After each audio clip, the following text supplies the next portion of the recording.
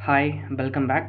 This is Prince and ये पहला video और इंट्रोडक्शन होगा इस पर्टिकुलर प्लेलिस्ट का, जिसका नाम है 100 days of logic building. I know थोड़ा सा इंटरेस्टिंग है।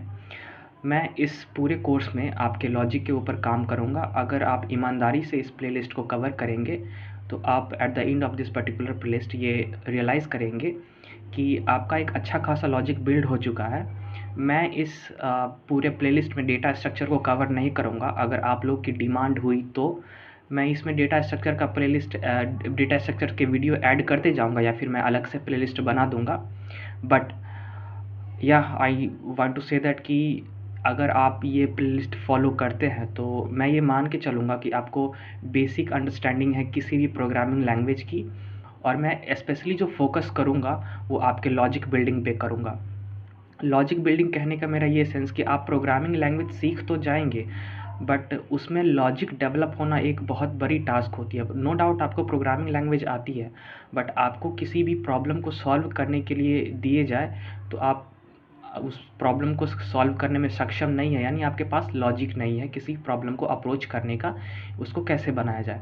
तो इस पार्ट को हम कवर करेंगे इस पर्टिकुलर प्लेलिस्ट में, और ये पार्ट ख़त्म होते होते आप लोग को ऐसा रियलाइज़ होगा कि आप एक अच्छे प्रॉब्लम सॉल्वर बन चुके होंगे। जैसा कि मैंने बताया कि मैं कुछ डेटा स्ट्रक्चर नहीं कवर करूँगा। डेटा स्ट्रक्चर भी अपने आप में एक लॉजिक बिल्डिंग का ही पार्ट माना जाता है। बेसिकली इसमें डेटा स्ट्रक्चर में हम लोग ये सीखते हैं कि आप किस प्रॉब्लम के लिए कौन सा डेटा स्ट्रक्चर लगेगा। बट डेटा स्ट्रक्चर सीखने से पहले भी कुछ हमको प्रॉब्लम सॉल्व करनी चाहिए, जिससे कि हमको डेटा स्ट्रक्चर अच्छे से समझ में आए।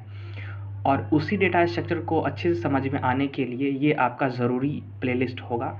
अगर आप डेटा स्ट्रक्चर में घुस रहे हैं तो मैं सजेस्ट करूँगा कि पहले आप ये प्लेलिस्ट देख लें, उसके बाद आपको किसी भी लैंग्वेज में डेटा स्ट्रक्चर समझ में आ जाएगा। आई मीन, तो प्री रिक्विजिट सिर्फ इतना है कि आपको थोड़ा बहुत नॉलेज होना चाहिए प्रोग्रामिंग लैंग्वेज का। मैं कोशिश करूँगा कि मैं सारे प्रोग्रामिंग लैंग्वेजेस में ये कोड को, जो भी मैं लॉजिक समझाऊँ, जो भी मैं लॉजिक बताऊँ इस वीडियो में, मैं वो सारे प्लेलिस्ट वो सारे लैंग्वेज में करूँ, और जितने भी कोड होंगे वो मैं अपने गिटहब पे पुश कर दूँगा, और मैं वीडियो के डिस्क्रिप्शन में लिंक भी दे दूँगा। हो सके तो आप वहाँ पर जाके कॉपी या फिर उसको खुद से ड्राई रन एक बार करके समझ सकते हैं। तो मैं जो लाइव कोडिंग करूँगा वो होगा सी और पाइथन और जावा। ये 3 लैंग्वेज में मैं आपको करके दिखाऊँगा। और सी प्लस प्लस और जावा स्क्रिप्ट अगर आप चाहते हैं तो मैं उसका भी गिटहब पे मैं अपने पुश कर दूँगा। आप वहाँ से चाहे तो कोड देख के समझ सकते हैं, और समझ में नहीं आए तो आप कमेंट करें। डेफ़िनेटली मैं उस कमेंट का रिप्लाई करूँगा और कोशिश करूँगा कि आपकी सारी की सारी डाउट मैं सॉल्व कर सकूँ। So yeah, this is some I mean introduction about this particular playlist. So मैं ये आशा करता हूँ कि आपको थोड़ी बहुत लैंग्वेज है, आई मीन नॉलेज है प्रोग्रामिंग लैंग्वेज की, और मैं बहुत ज़ीरो लेवल से चलूँगा पूरे स्क्रैच से, और सिंपल अर्थमेटिक ऑपरेशन से लेके हम बहुत हाई लेवल का भी हम लॉजिक डेवलप करेंगे, उसको प्रोग्राम करेंगे 3 या 4 लैंग्वेज में।